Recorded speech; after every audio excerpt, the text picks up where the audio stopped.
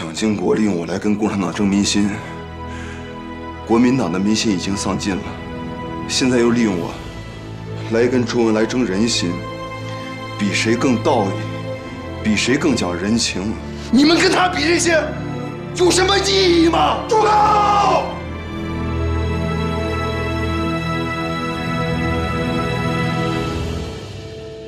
住口！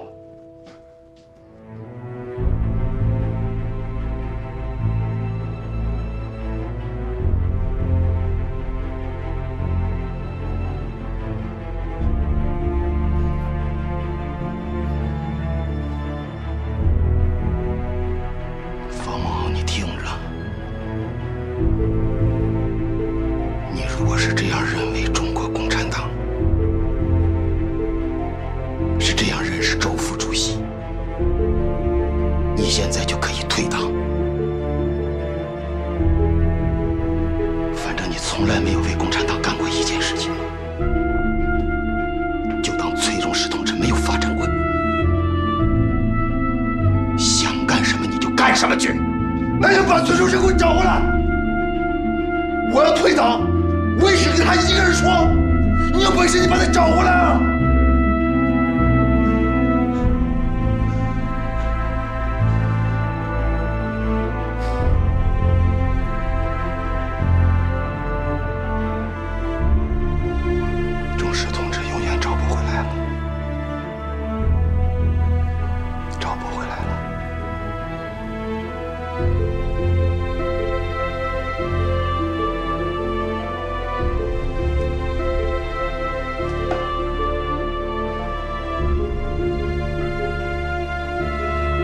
你想干什么？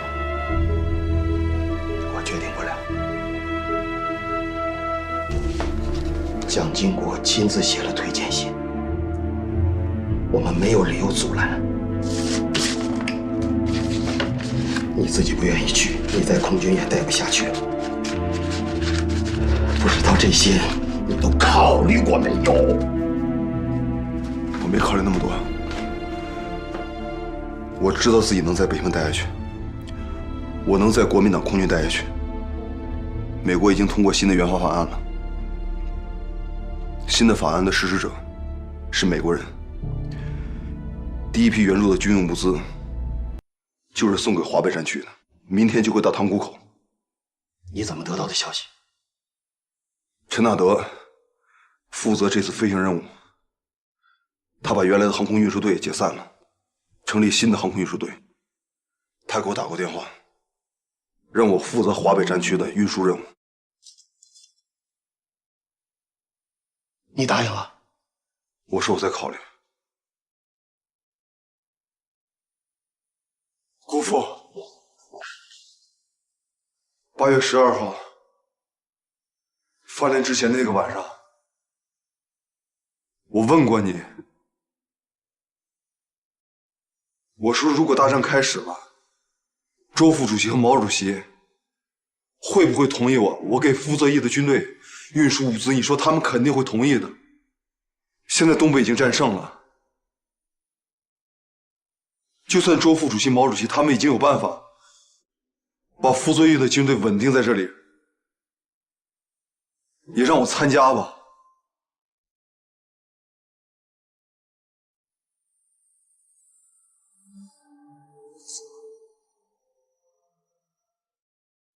咱们都可以留下来了，这样也对崔叔是个交代。那你对你爸爸怎么交代？我得留下来陪陪他了。10年了，我得陪陪他了，我得陪陪这个家了。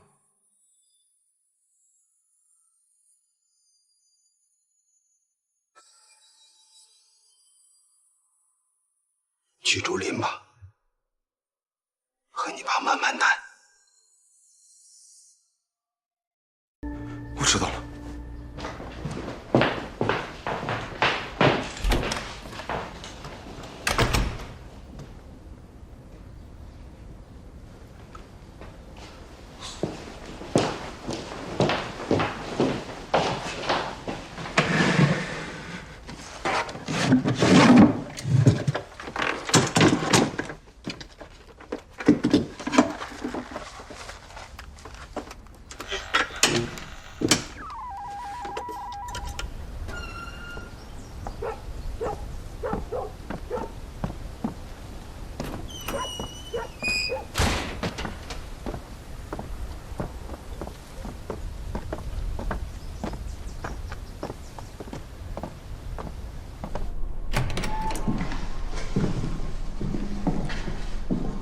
柯达同志，请。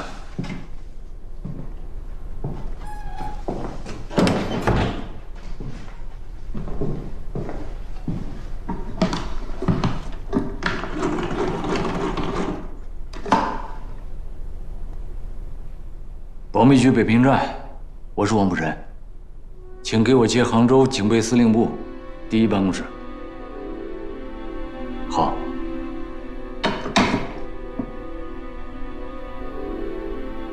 这是剑锋同志对方大队长最后的处理意见。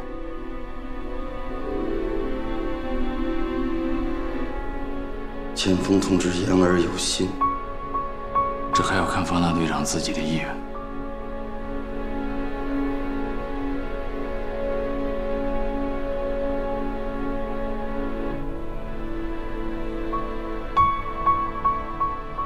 这部电话是平时和剑锋同志联系用的。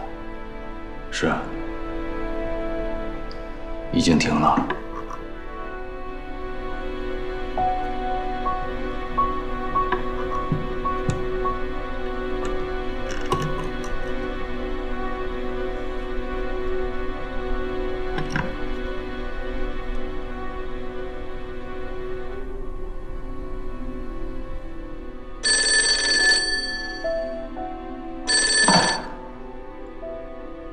是我，就在旁边。是。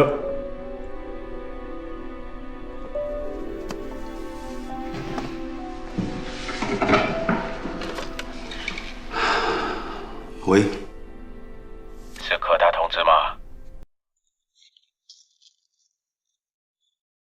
剑锋同志，我是曾柯达，您还好吗？柯大，我们失败了。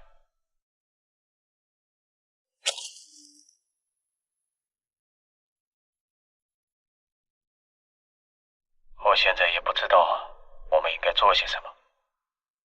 也许9个委，我们国民党，我们国民政府都很快陷入历史。我们可能以后没有在一起共事的机会了。但是，我对你还有2个要求。剑锋同志，请指示。没有什么指示了。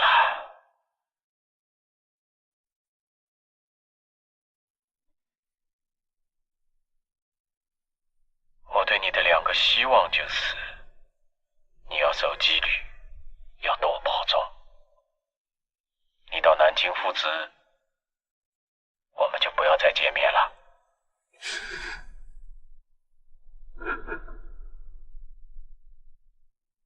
您也多保重。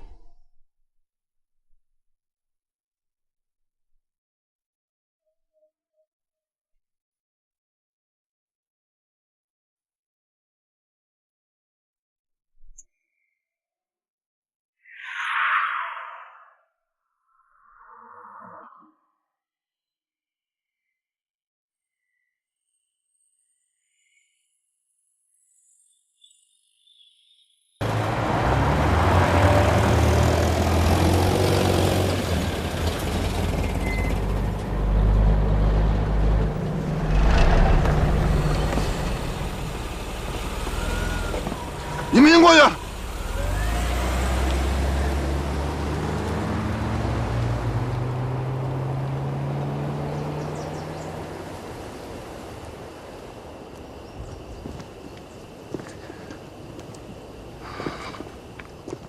跟你告个别。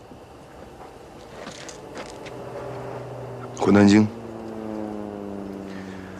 孔雀东南飞，无里徘徊。去哪儿不重要，那还有什么重要？金国先生举荐你去做驻美大使馆的武官，是答应你父亲的。去不去？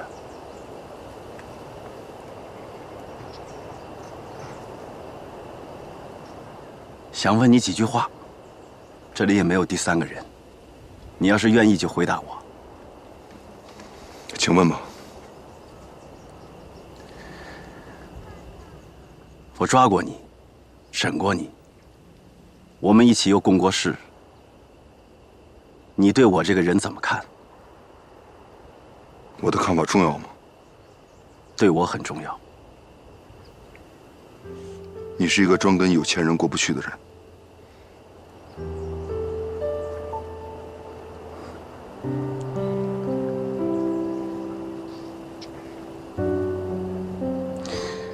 那你对金国先生怎么看？他只是个孝子。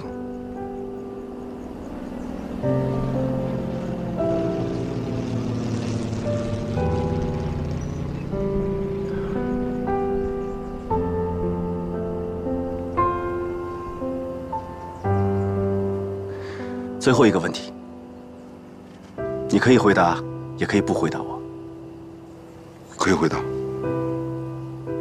7月6号，在南京特种刑事法庭，我问你，你是不是共产党？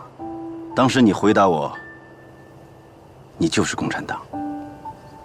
今天我再这样问你，你还会这样回答我吗？只要你这样问，我还会这样答。你是不是共产党？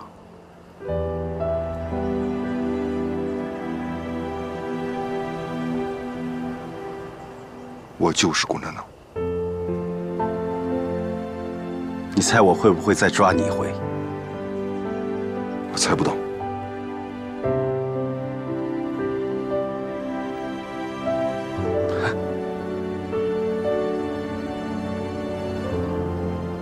再见。保重。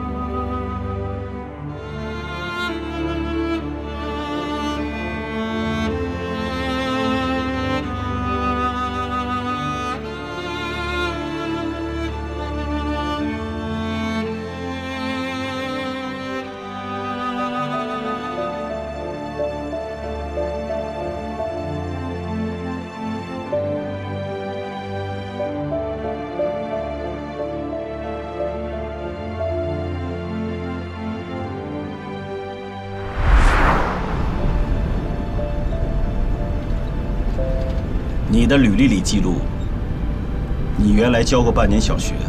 是，那还是高中刚毕业的时候。预备干部局解散了，你还是回去教书吧。跟了我这么久，留下做个纪念。长官，我们不是还要回南京吗？对，回南京要把所有文件送交国防部。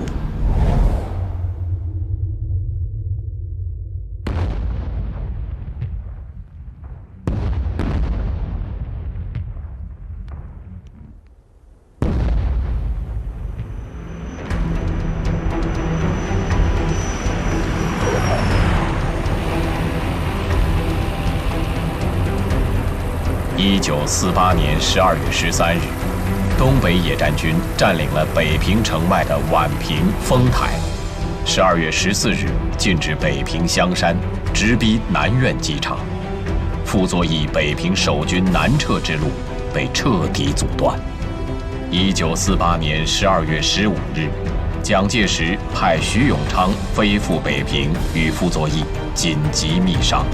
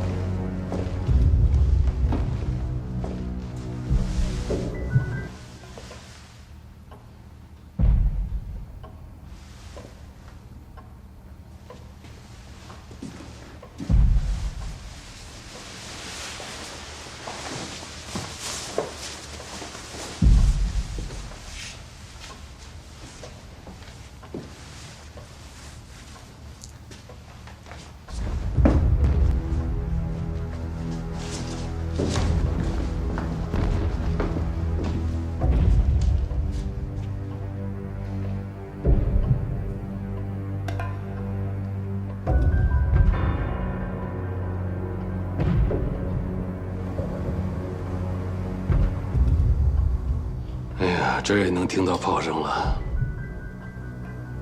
行长在2楼等你。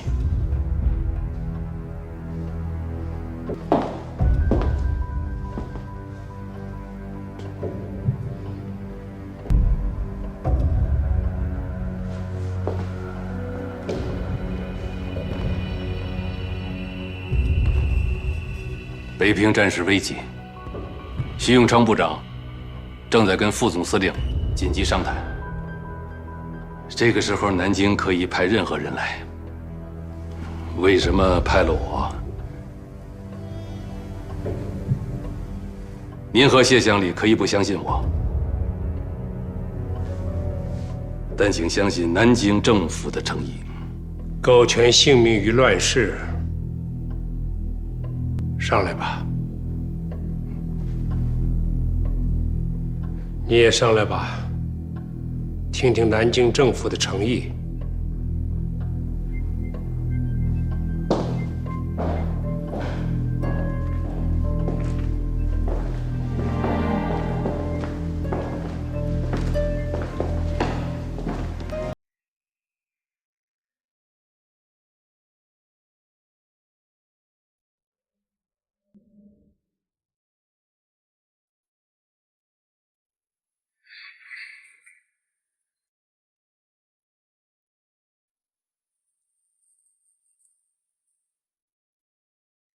中央银行台北分行经理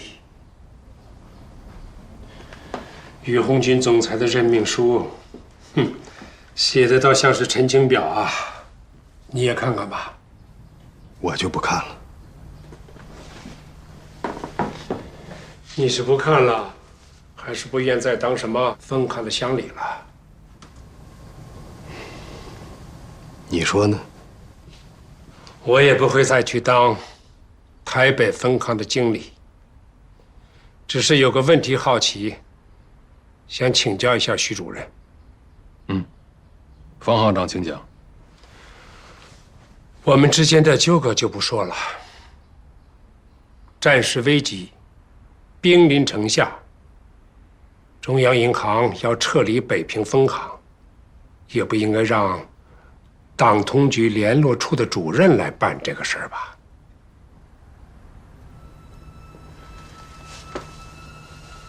这个应该回答方行长。正因为北平战事危急，南京专门成立了北平重要人物和重要机关撤离委员会。我在党通局负责的就是全国的联络工作，就在北平工作过一段时间，熟悉情况，因此安排任委员。主要任务呢，就是帮助北平分行撤离。怎么撤离啊？是就我们这几个人，还是连这座房子都搬走啊？安排方行长任台北分行经理，北平分行的家底就是台北分行的基础。我们几个人呐，可办不起什么台北分行。当然也包括北平分行储备的国帑了。这就是了。天天打仗，南京政府还没有忘记北平分行这点钱，钱都在金库里面。徐主任打算怎么把它运走啊？北平分行的整体撤离，该由方行长主理，人和账目还有金库里的国帑，争取一次飞运台北。我只是负责协助。我刚才说过了，我不会再当什么台北分行的经理。请徐主任再回一趟南京，让中央银行新派一个北平分行行长来，交接完了以后，他愿意怎么撤离就怎么撤离。这个我可办不到。徐部长正在跟副总司令协商这个北平的战事还有撤离计划。北平分行的撤离是主要内容，必须立刻执行。顺便转告方行长，方大队长的飞行大队也要撤离。如果顺利的话，北平分行的撤离和方大队长的撤离可以合并在一起，当然包括孟伟。方行长一家人一起去台北，这就是南京政府的诚意。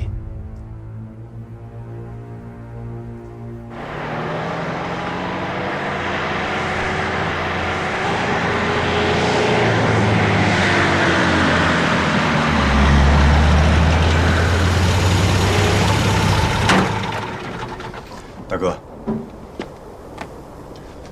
去那边说吧。徐铁英来了，知道。他们让爹去当台北分行的经理，知道。那你怎么想？你想去吗？我不去。那就不去。可是徐永昌带来了蒋介石的手令，现在家里、银行、金库全派了兵，徐铁英和王卜臣就盯在那儿。那就让他们把北平银行搬台北去。你是不是有什么安排了？我能有什么安排？把飞机开到解放区去。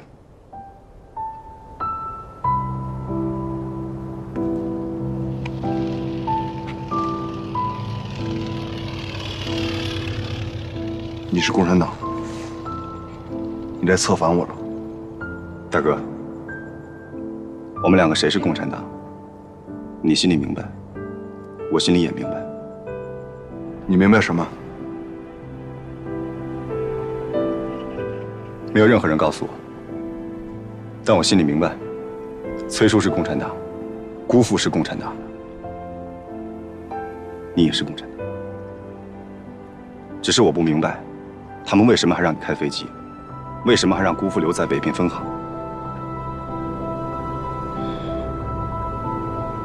大哥，共产党有办法，姑父和你也有办法，只要你们同意，徐铁英、王卜臣，还有那个孙朝忠就交给我，这几个人，不能让他们活着离开北平。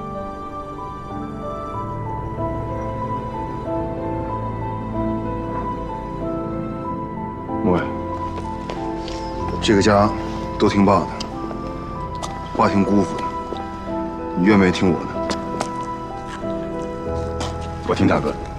好，刚才讲的话，不要再跟第二个人讲。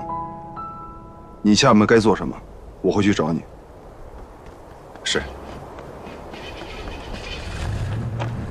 报告方大队长，华北交通电话，南京方面的长官车队马上就到了，立刻要起飞，请方大队长回营房。知道是哪位长官吗？1级警卫，估计是徐永昌部长。知道了。是。孟伟，现在回去，不要回家，也不要回警察局，去警备司令部当班，有点心眼儿。好，快去吧。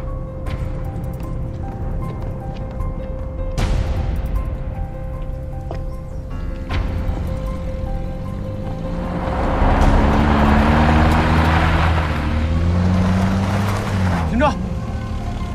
你要干嘛？检查。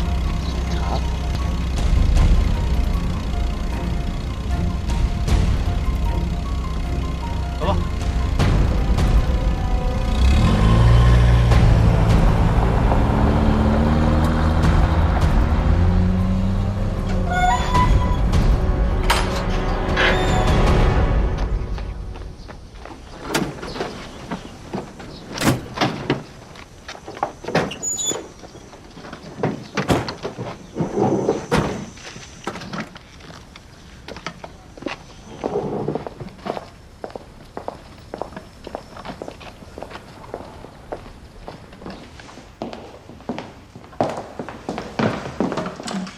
中央银行台北分行经理夫人回来了。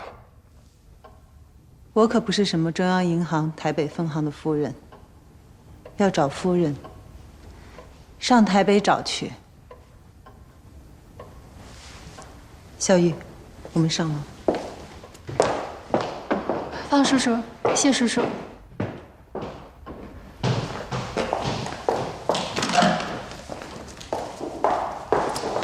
咱俩继续把话谈完吧。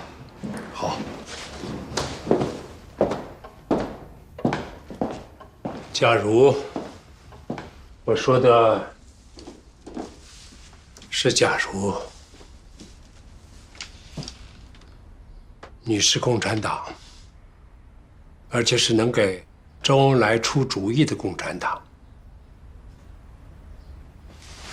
你知道了国民党要我把北平分行金库的钱全部带走，包括那些烂账，你会给贵党周副主席提什么样的建议啊？我不会提任何建议。那你是想黄河楼上看帆船？真是共产党，我谢陪同黄河楼上看帆船，周恩来也不会黄河楼上看帆船，因为帆的船是共产党的船。战局现在已经十分明了，共产党迟早要进入北平。第一件事就是要面对北平200万民众的饥寒，当家防止柴米贵。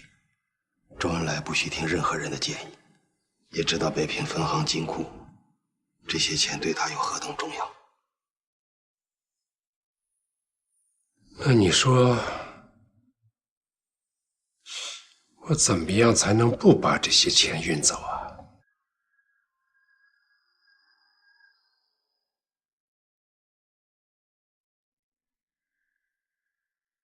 内兄，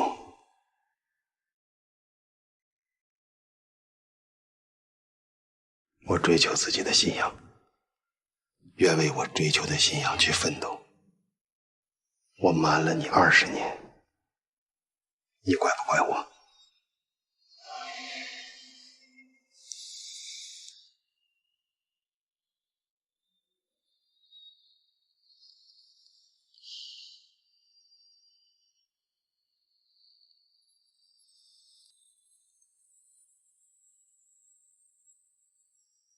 你也帮了我20年，尤其是帮了孟敖。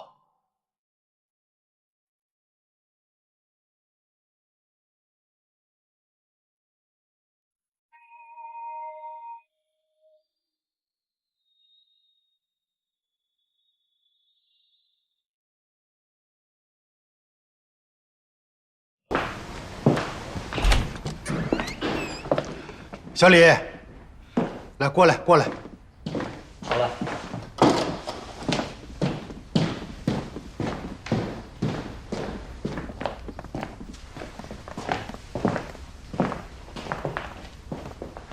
行长，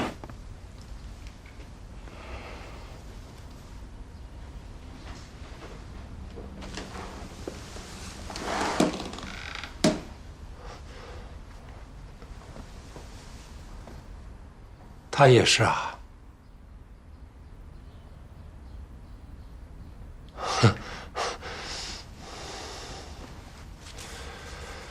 你说在我们这个家里，还有谁是啊？没有了。啊！你们说吧。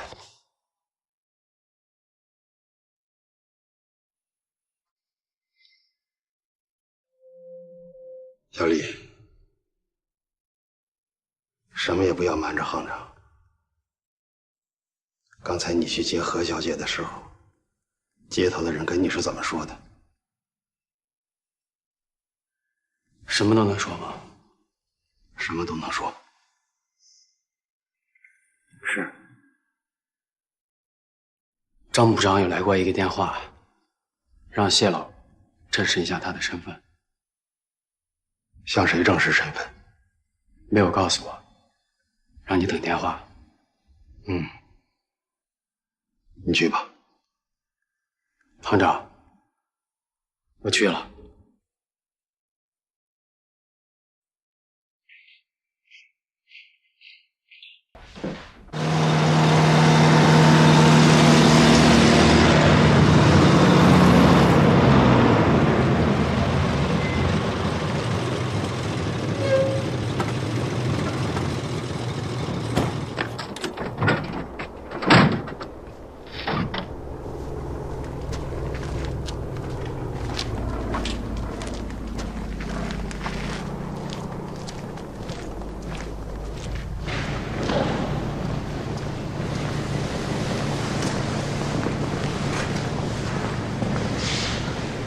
坐吧。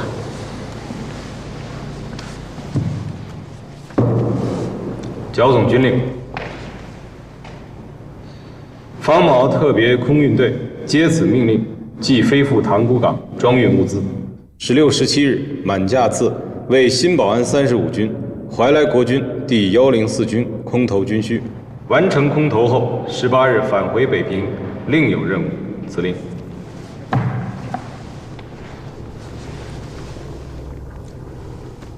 具体任务由剿总作战处详细介绍。你们见过吗？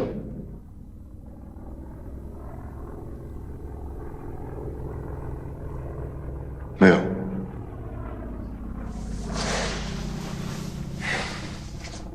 自己介绍一下吧。我是谢培东，谢乡里的朋友。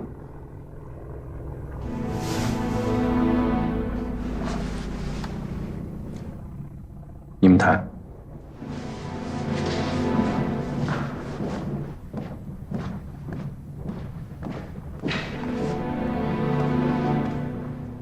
谢乡里现在正在等我们的电话。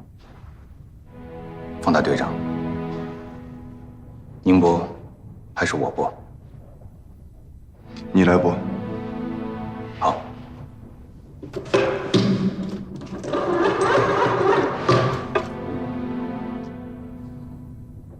给我接北平分行方行长办公室。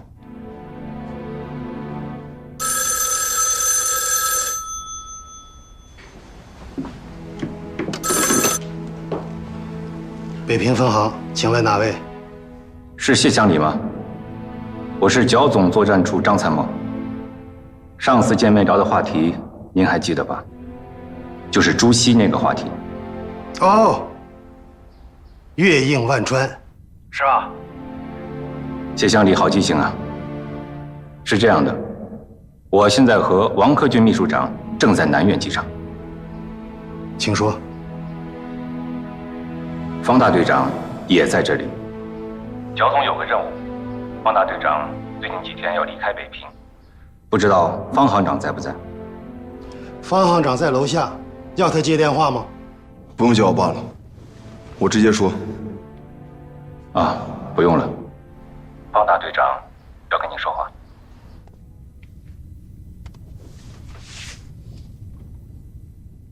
伯父，我们这几天有飞行任务，可能几天回不了家。转告家里生就是。放心吧，那你就去执行剿总的任务吧。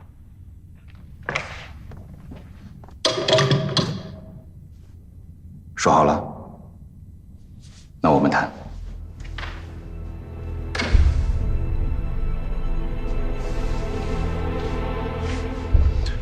跟谁说好了？是他还是副总司令？有纪律，这个问题我不能回答，请你理解。北平有25万守军，其中1半以上是中央军第4兵团和第9兵团，他们名义上归傅作义指挥，可实际上，他们只听蒋介石的命令。我这么解释，你能不能理解？我理解。能理解就好。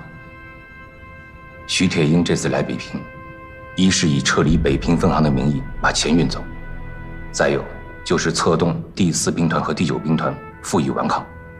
今天让你执行的飞行任务，就是为了扰乱南京的计划。后天，我军将完成对北平的包围，同时会占领南苑机场。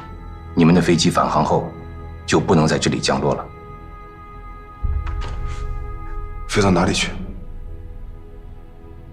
这就是我今天见你的主要原因。方茂同志，这是组织上第一次给你下达命令。请记住，18号，你们的飞机务必返回北平，在城内东单临时机场降落。东北已经解放了，为什么还要飞回北平？答案在上级，我只负责传达。哪个上级？中央。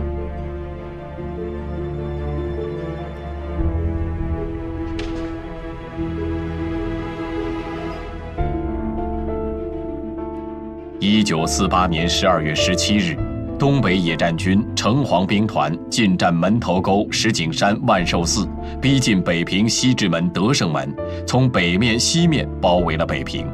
萧劲光兵团进占廊坊、武清，并夺取了南苑机场，从东面、南面包围北平。傅作义25万大军退守北平，誓言据城死守。特飞大队呼叫，特飞大队呼叫，收到回答，收到回答，收到，报告你们的方位，报告你们的方位。我们已在北平上空，请求降落。特飞大队，同意你们降落，请注意降落方位。收到，请指示降落地点。特飞大队请注意，降落点为东单临时机场，跑道长为600米，宽为50米，由南向北，参照物为东南3层楼群，请你们自己掌握降落高度和坡度，注意共军炮火。收到。1号呼叫2号、3号，收到回答。我是2号，请讲。3号收到。1号请指示，降落点长度600米，宽50米，降落难度大。我率先降落，请注意观察我降落的高度和坡度，注意保持间距。2号明白。3号明白。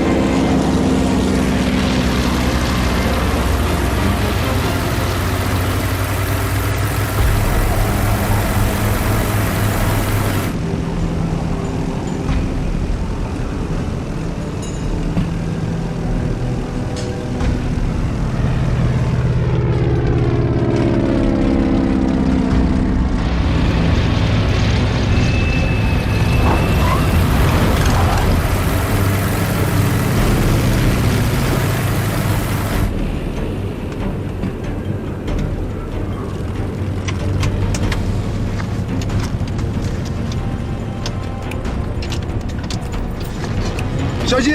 是。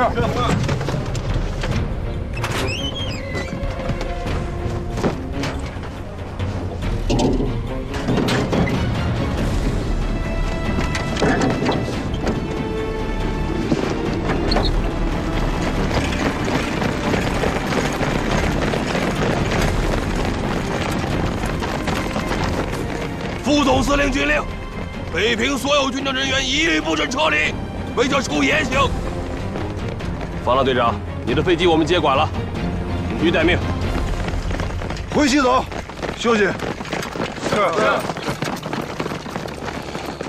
兄弟们，我回趟家，你带大伙儿去澡堂子，有什么事去家里找我。是。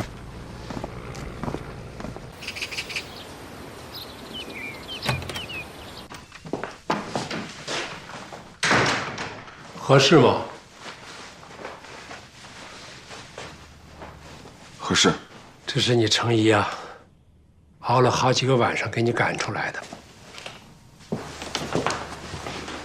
坐吧。现在连拉洋车卖香烟的都知道，国民党要败了，共产党要得天下了。可有几个人真的知道，国民党为什么会败，共产党为什么会胜？我给他们干了20多年的银行，我知道。中国几千年贫富不均的病根不除，西方的那套金融经济只能是火上浇油。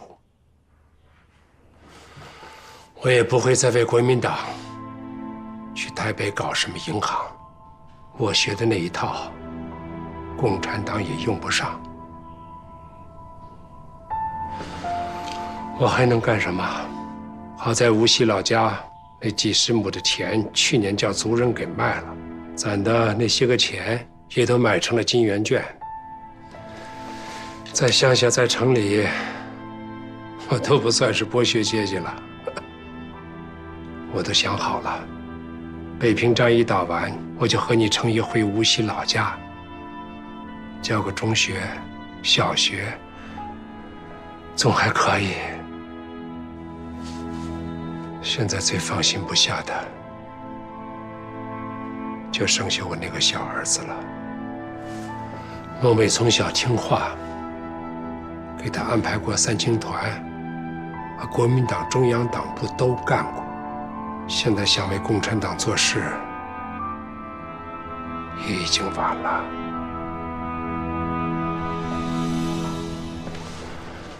裴东，把你们的安排说说。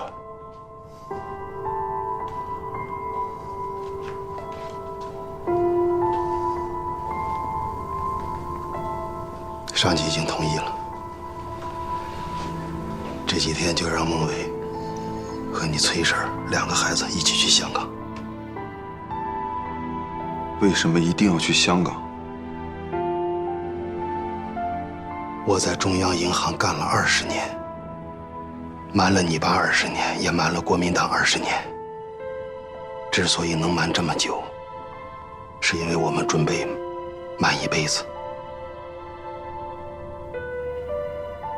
历史是人写的，可有很多人写不进历史。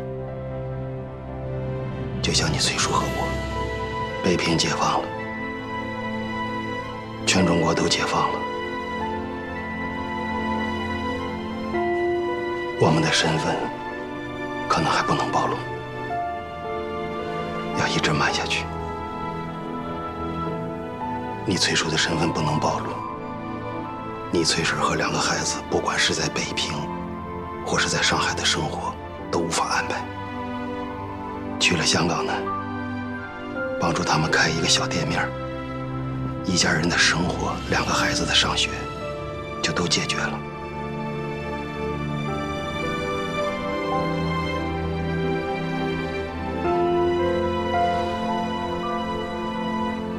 你爸帮了我20年，等于帮助共产党20年。你爸提出一个要求，让孟伟去香港上大学，于公于私，我都无法拒绝。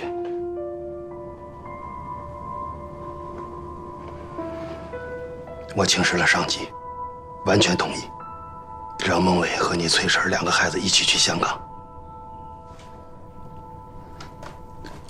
孟伟他自己愿意吗？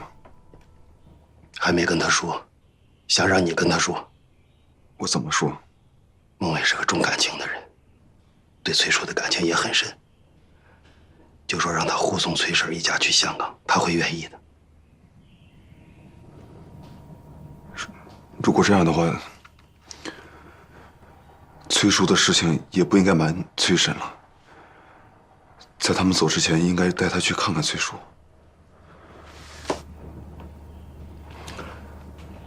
去吧。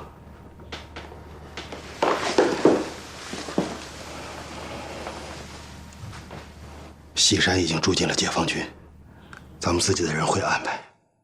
关键是出城，要让王克军秘书长开个特别通行证，同时你一定要注意徐铁英和王普臣。我明白。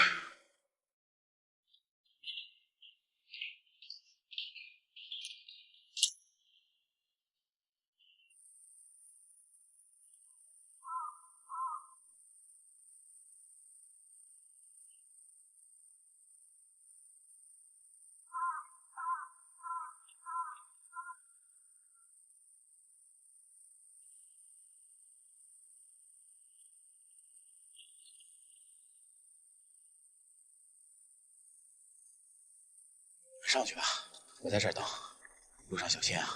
谢谢。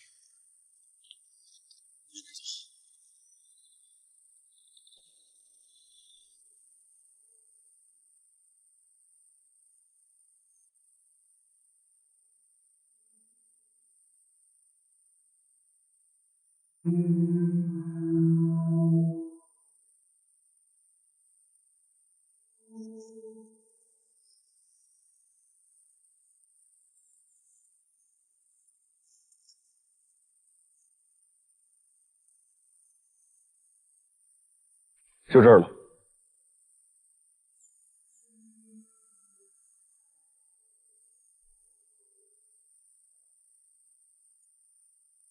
秦氏，现在还不能让孩子知道。我凶他。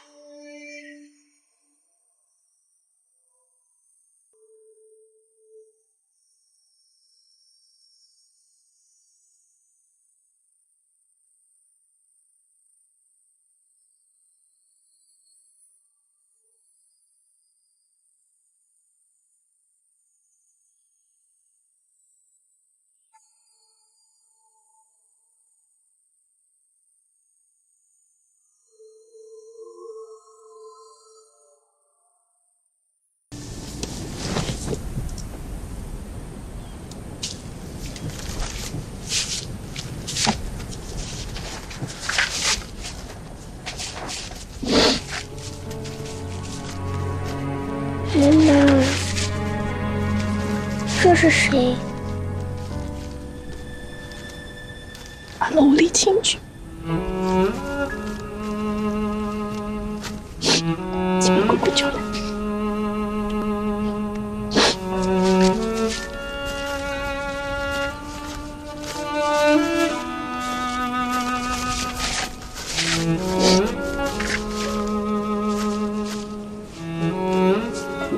父亲，你要跪下。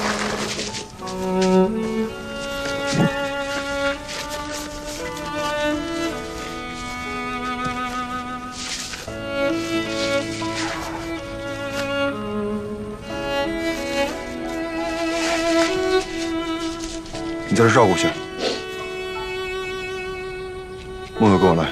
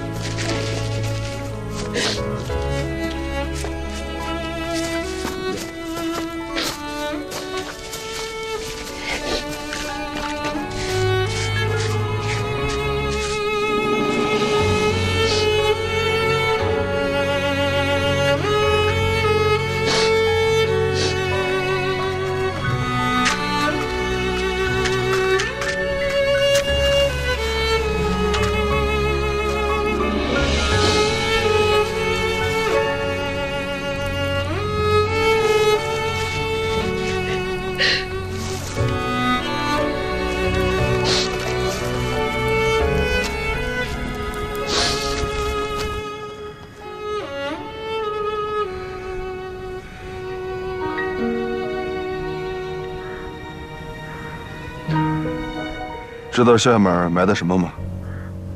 埋的什么？马鞍山。不会是马鞍山。马鞍山的碑前啊，埋了东西。把东西取出来，足够崔水一家在香港生活。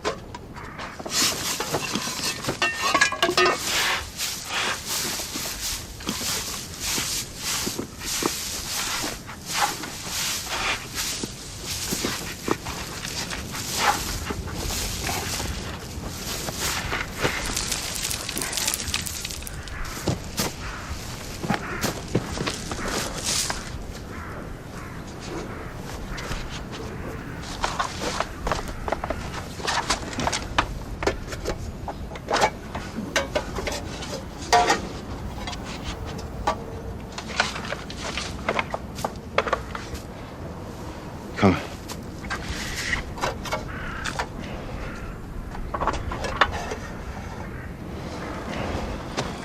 知道马鞍山为什么把这些给崔婶吗？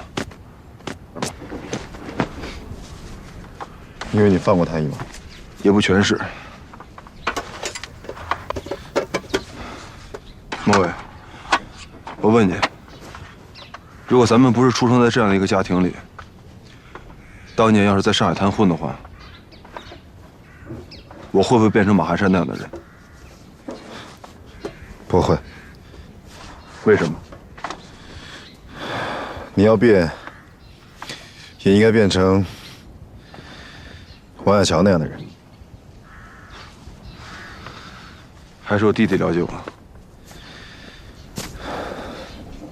哥，你说我们这些人都在干些什么？我们干的这些事都是什么事？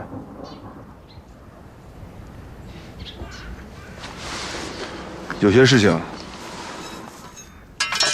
现在想不明白，以后能想明白；有些事情现在想不明白，以后也想不明白。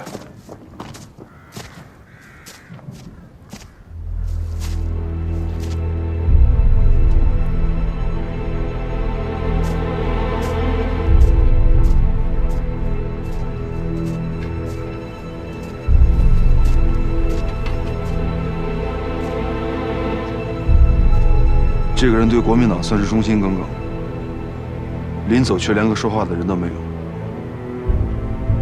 他专门去机场跟我道了个别，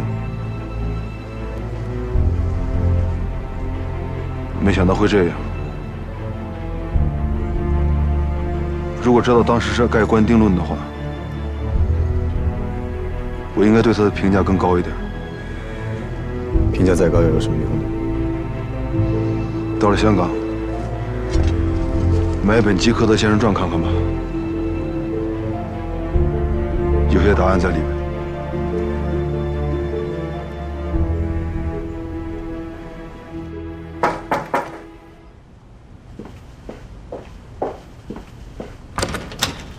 Good afternoon. Afternoon, madam. This way. Mr. Liang said you will come.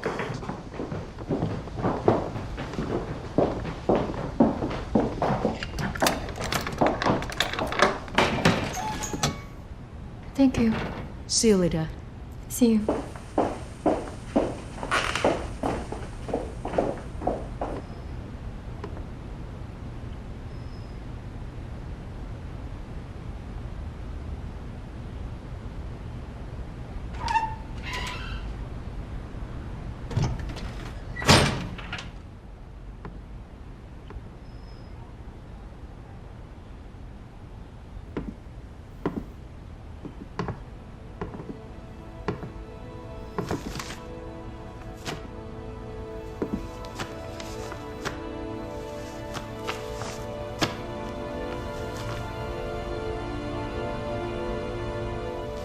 看过这本书吗？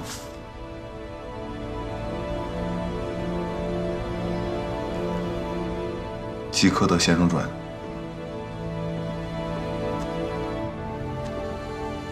没有。里面的第3章已经被标注出来了。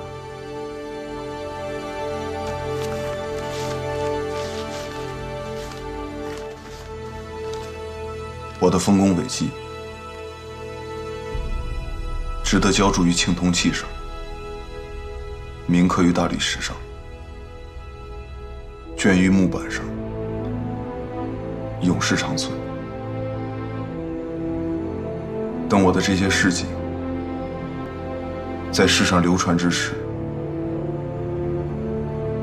幸福之年代和幸福之世纪一起到来。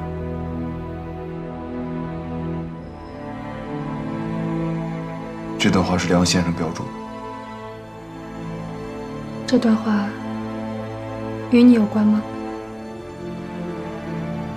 你不觉得我们都是堂吉诃德吗？跟风车作战。知道我为什么喜欢你吗？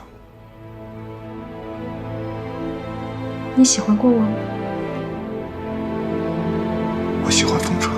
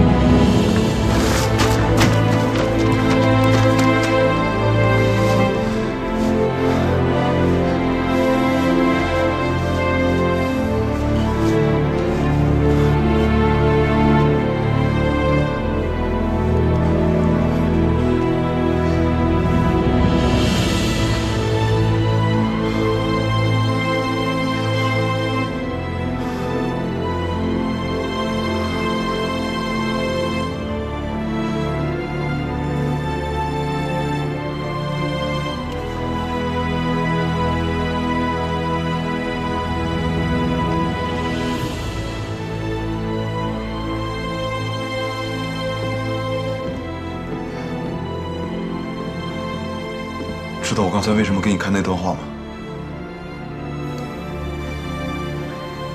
不知道。想不想知道？不想知道。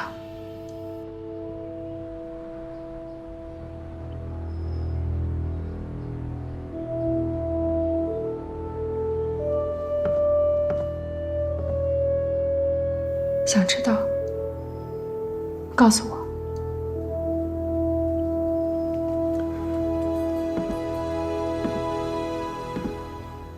小雨，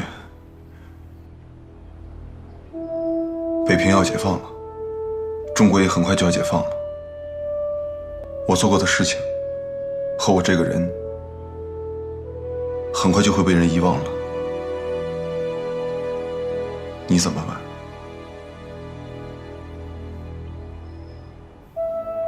新中国不会遗忘任何人，更不会遗忘你。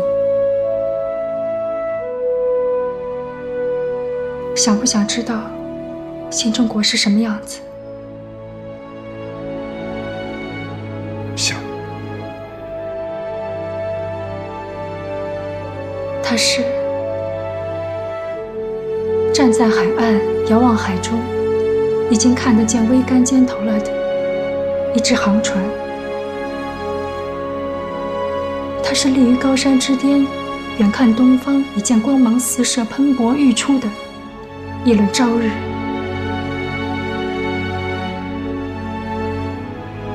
它是躁动于幕腹中的快要成熟了的一个婴儿。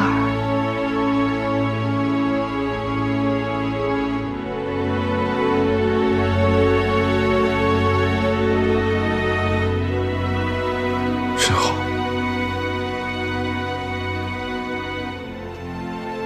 我们一起站在航船上，一起看日出。这是毛主席在井冈山上一篇文章里提到的一句话：历史是由人写的，但很多人不会被写到历史里去。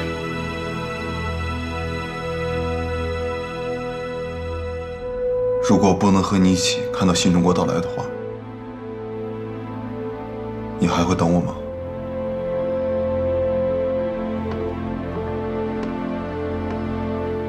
出什么事了？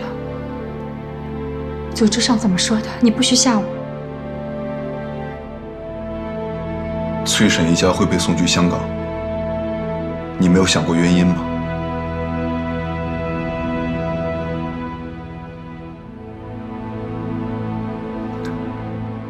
这意思就是，解放以后，崔叔的身份还是不能被暴露，姑父的身份还要一直隐瞒下去，很多人的身份还要继续隐瞒。原因只有一个：北平分行会被送到台北去，北平分行里所有的钱和一部分人都要被飞机运走。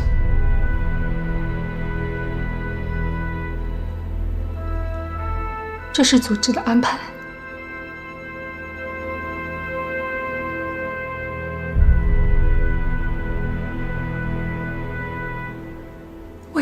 这样？北平会和平解放。和平解放，他们也不应该走啊。和平解放是需要条件的。其实傅作义早就和我们秘密和谈，他顾及的是蒋介石的第4兵团和第9兵团。北平所有的物资、黄金、飞机，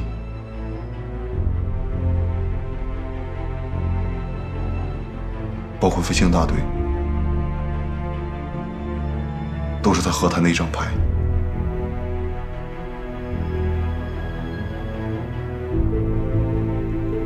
你愿意吗？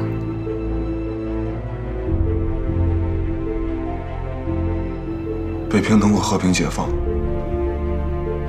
本身就是一件丰功伟绩，值得浇筑于青铜器上，铭刻于大理石上，镌于木板上，永世长存。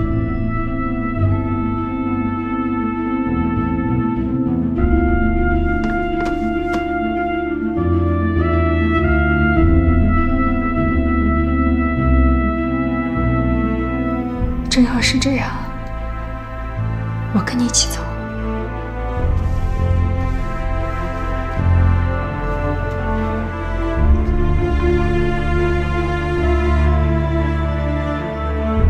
如果你想等我回来的话，就在北平等我。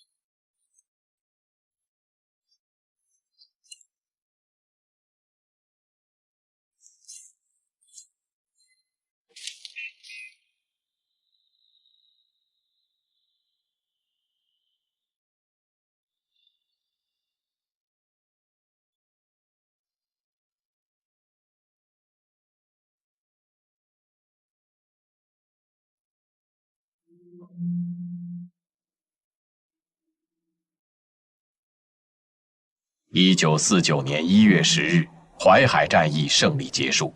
1月14日，解放军攻克天津。1月21日，共产党和谈代表进入北平。傅作义连夜召开华北战区高级将领会议，通告北平和平解放实施办法，重点解决中央军第4兵团、第9兵团接受改编事宜，通知中央军师以上将领飞离北平。会议在紧张中相持。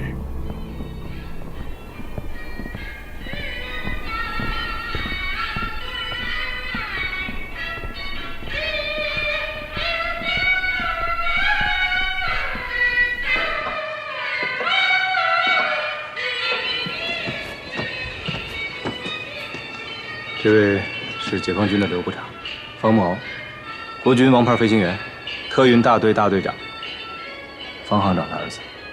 我知道，抗战英雄。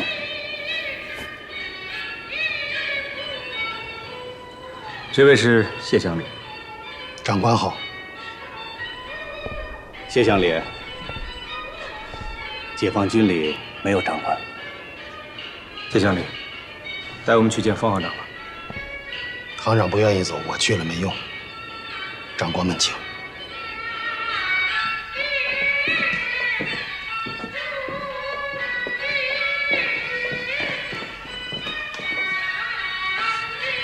解放军的刘部长，党通局徐铁英主任。幸会，幸会。倡导和平，全国同声响应。机密战消兵，解人民倒悬1万亿。愿同心一德，一致协力，促成永久之和平。蒋总统的下野文告徐主任这么快就会背了，惭愧。我们一块上去见方行长吧。该说的我都说过了，你们畅谈，我在此恭候。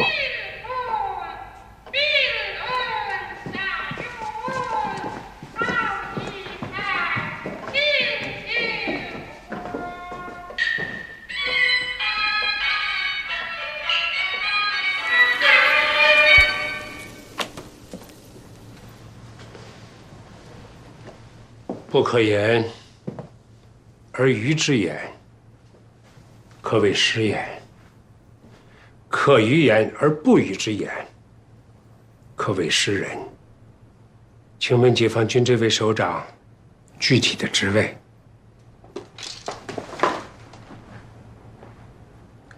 我在华北成工部和敌工部负责。石敬，有几个问题想请教。请讲。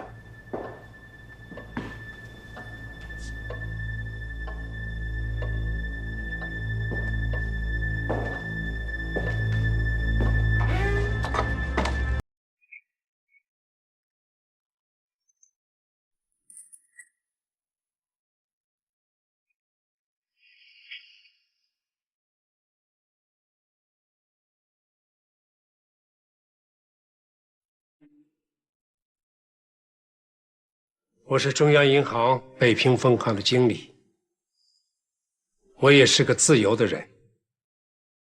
现在看来，我想自由竟不可能。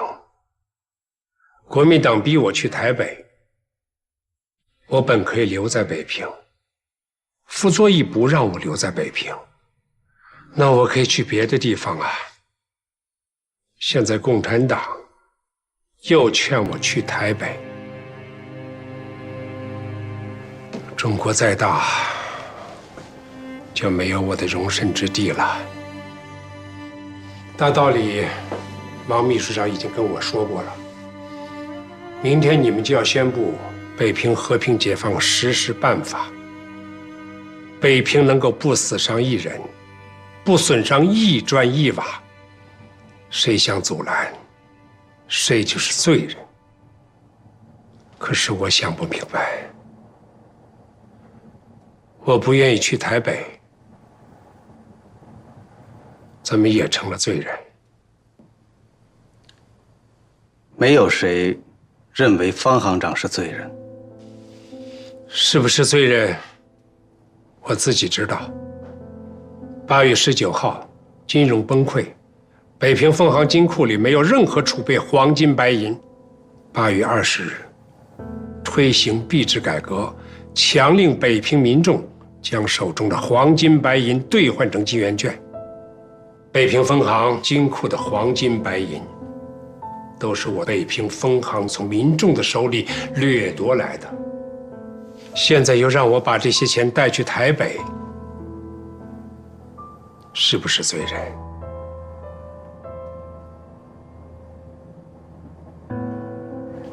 我调一句书带，不知道方行长愿不愿意听？愿听高见。昔者下衮作3任之臣，诸侯备之，海外有侥幸。欲知天下之叛也，乃坏城平池，散财物，焚兵甲，失之以德，四海宾服，孰云其罪？出自《淮南子·袁道训》，是不是？方行长好学问呐！如果可以的话，你能不能把这段古训变成自己的话，直接说出来？那我就传达原话，让国民党把钱运走，把民心给我们留下。谁说的？我党毛泽东主席。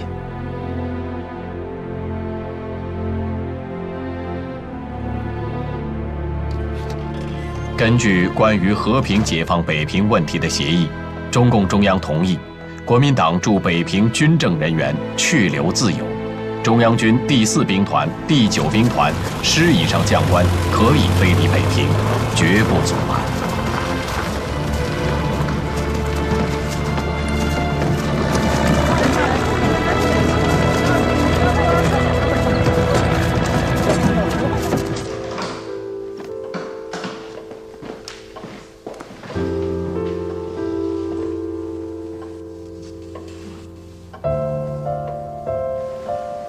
这个家就剩下你一个人了，好好看着吧。说不准哪天我们还会回来。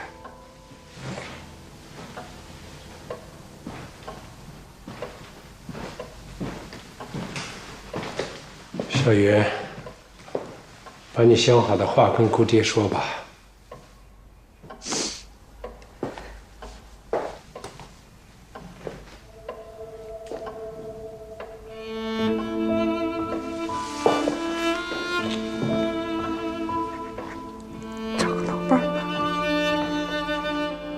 年轻点了也行。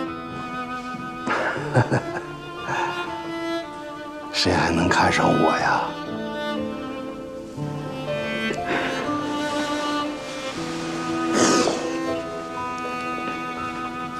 已经都跟你说好了，银行的魏玉英，人家愿意。人不错，看缘分吧。跟孟高也说几句吧。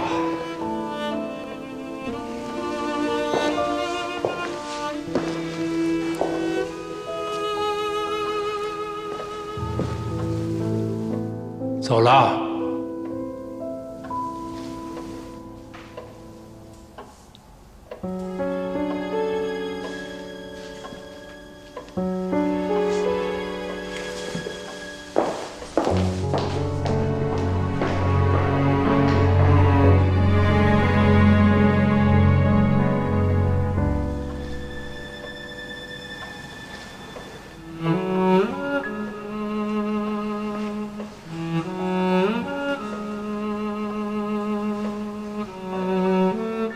小玉，过来。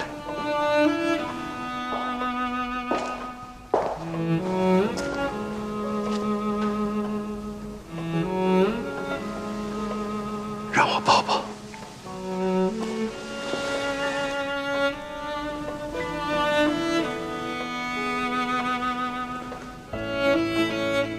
你爸来电报了，他希望你和孟敖走。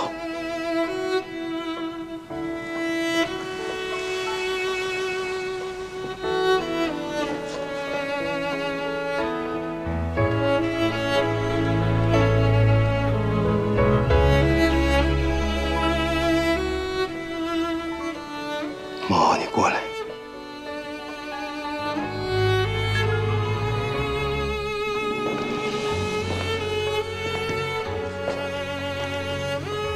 好好待他，不许耍混，听见没有？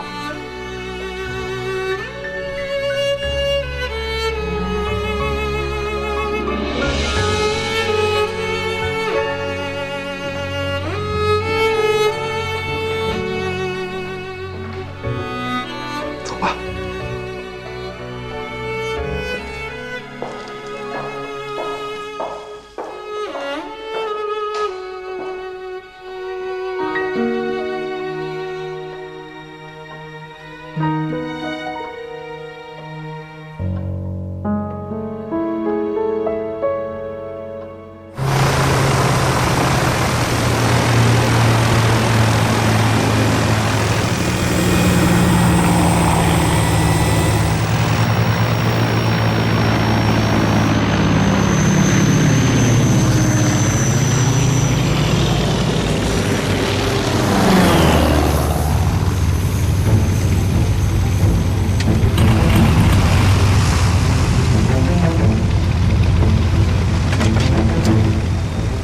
王队长，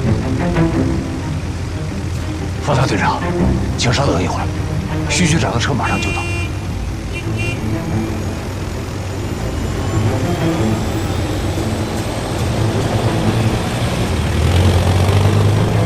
起飞。是。